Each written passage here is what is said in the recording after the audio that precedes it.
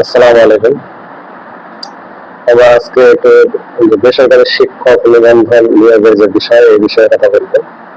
যে আমাদের যে নিয়োগ যেটা এনটিআরসি এর মাধ্যমে হয়, সেটাতে বর্তমানে কিন্তু যে সচিব মহল কিন্তু এটা কমিটির হাতে দেওয়ার জন্য অনেক উদ্গ্রীব হয়ে আছে এবং এটা নিয়ে অনেক ফ্রিকশন চলতেছে ভিতরে। আপনারা অনেকে হয়তো জানেন বা অনেকে জানেন না। আজকে একটা হলো যে নিউজ করছে যে দৈনিক শিক্ষা.com, আপনারা যদি পড়ে থাকেন তাহলে অবশ্যই বুঝবেন।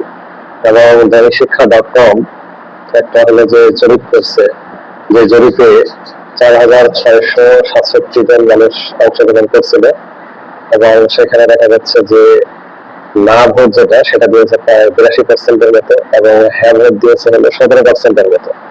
তো এখানে 17% কারা হ্যাঁ ভোট দিয়েছে যে কমিটির হাতে নিয়োগটা যাক, এটা আপনারা নিশ্চয়ই বুঝতে পারতেছেন যে কমিটির হাতে নিয়োগ যাওয়া মানে এটা একটা বাণিজ্য, শিক্ষাটা পুনরায় আবার বাণিজ্যের হাতে চলে যাবে। এটাতে কিন্তু আমাদের যে শিক্ষক সমাজ, আমি যতটুকু জানি যে সবাই খুব সচেতন অবস্থায় আছে এবং থাকবেন, এবং যদি কোনো সমস্যা হয় সেই বিষয়ে কিন্তু দ্রুত পদক্ষেপ গ্রহণ করতে হবে। এটাতে দেরি করা যাবে না, দেরি করলে আমাদের সমস্যা হবে, পরবর্তীতে আমাদের শিক্ষা এটা ধ্বংসের দিকে চলে যাবে। এবং তাদের দেখা যাচ্ছে যে বেসরকারি শিক্ষক নিয়োগ, এটাতে আমরা কেন এতটা উদ্গ্রীব হয়ে আছে এটা আপনারা নিশ্চয়ই জানেন এবং বোঝেন। আমার মনে হয় যে এটা বলা লাগবে না।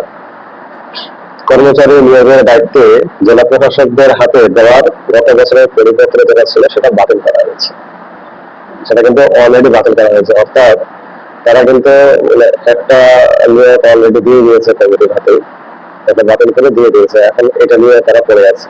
তারপর দেখা যাচ্ছে যে অধ্যক্ষ এবং প্রধান শিক্ষক এদের কিন্তু এখনো ভাইবা পদ্ধতিতে হচ্ছে না।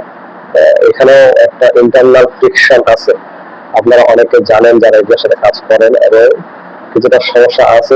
এখন কত দিনের সমাধান হবে এটা একটা দেখার বিষয় আছে।